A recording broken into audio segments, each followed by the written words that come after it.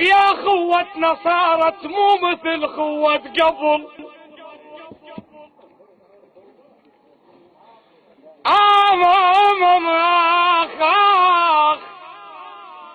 اخ يا خوتنا صارت مو مثل خوة قبل.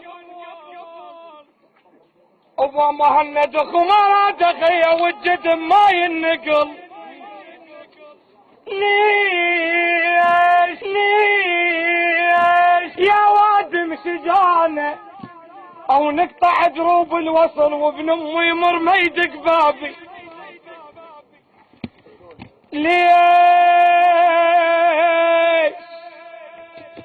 ليش يا وادم نكرنت نمس نرضع سوا، او كان لا يزعل ابن امه ما اشم حتى العوة، او كان لا يزعل ابن امه ما اشم حتى العوة. ليش